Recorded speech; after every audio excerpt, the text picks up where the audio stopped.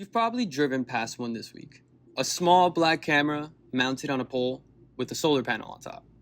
Not a speed camera, and it's not a red light camera. They're called flock cameras, and there are tens of thousands of them across the United States. Some people think they're the reason their stolen car came home. Other people are ripping them down. So let's do this properly. What exactly is this thing? What does it record, and who's behind it? And what does the evidence actually say on both sides?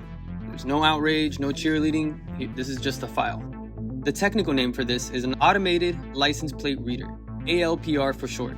Here's the simplest way to understand it. A normal traffic camera watches how you drive, and an ALPR watches that you drove. Every vehicle that passes gets photographed automatically. Software reads the license plate and it catalogs the details around it, the make, model, and color. Even things like roof racks, bumper stickers, and visible damage. Privacy groups call that a vehicle fingerprint, because even if a plate is unreadable, a silver Honda sedan with a roof rack and a dented rear bumper is often enough to find a specific car. That record goes into a searchable database, and police can use it in two very different ways. The first one is a hot list. An officer enters a plate connected to a stolen car or a wanted suspect or an Amber Alert. From that moment, every camera in the network is a tripwire. The car passes a camera and an alert fires in real time. The second way, it's the lookup. You type in a plate, see everywhere that the car has been photographed. The second one is where the entire debate lives, because a hot list looks for a car someone is already searching for. A lookup can reconstruct where any car has been. Numbers help here. Berkeley, California has 52 of these cameras. Those 52 cameras identify roughly 700,000 vehicles every month. That's one mid-sized city. Nationally, PBS reported this month that these systems scan billions of vehicles per month. The cameras are in every state except Alaska. But scale isn't the most important detail. Connection is. Because this isn't a closed system, where your town's cameras only serve your town. Agencies can share access with each other. One Wisconsin sheriff's office reported sharing its camera data with 140 agencies around the country, meaning the camera on your corner may be searchable by a police department in a state you've never even been to. That single design choice, the network, is what makes this technology powerful, and it's also the source of nearly every controversy that's attached to it. So, who builds them? A company called Flock Safety, based in Atlanta. Founded in 2017 by 3 Georgia Tech graduates, CEO Garrett Langley, Matt Fury, and Paige Todd. Langley had already built and sold a previous startup for around $200 million. Flock went through Y Combinator, which is a startup accelerator that's behind a long list of tech giants. Their first customers weren't even police departments. They were neighborhoods, homeowners associations that wanted cameras on their entrances. Police came later, and then everywhere. Today, Flock reports more than 12,000 clients, including over 5,000 law enforcement agencies. It's raised close to $1 billion.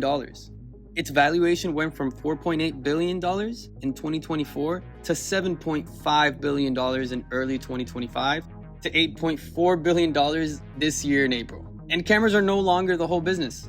Flock also sells gunshot detection systems, marketed to schools.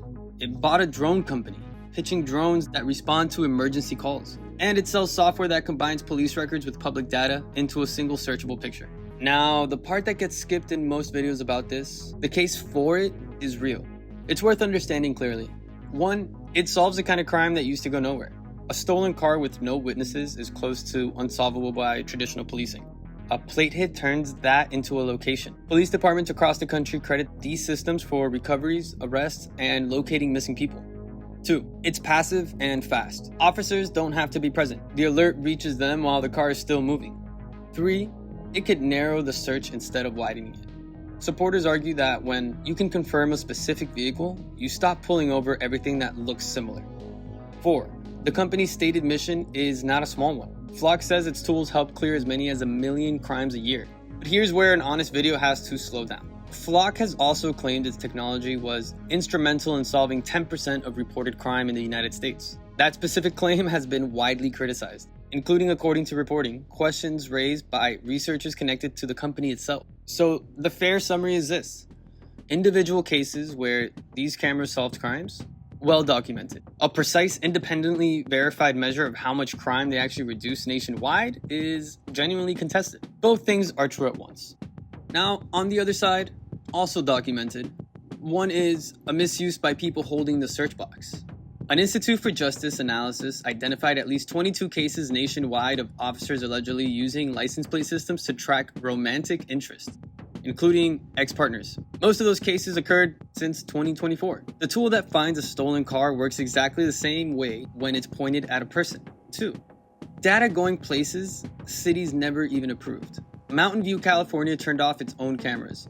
And the reason is the city discovered its plate data had been shared with hundreds of agencies, including federal ones, without its permission, and that some lookup features had been switched on without the city's knowledge.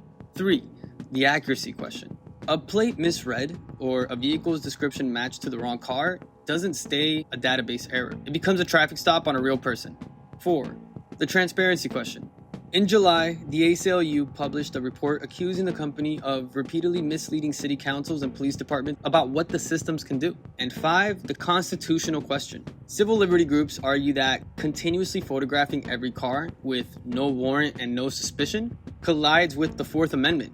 That question is now in court, and communities are answering it themselves. Between 2021 and this May, 82 flock contracts were terminated across 28 states. One California city calculated it saved $315,000 by walking away. So where does this land?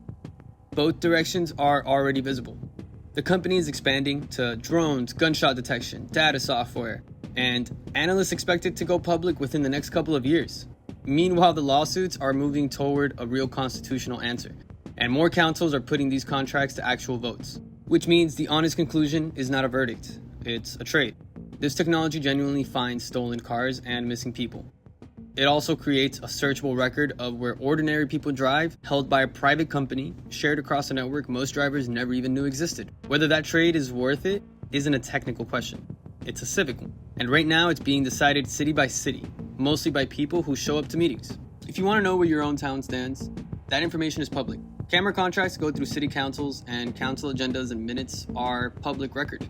Search your city's name along with license plate reader contract, and you'll usually find the answer in just a few minutes. The camera on your corner isn't a villain, but it's not a hero. It's a capability, and capabilities go wherever the rules let them. Subscribe for more stories behind the headlines. There's a new case every week, and there's a person here reading the comments. So tell me, does your town have them? And did you know about that before today? Peace.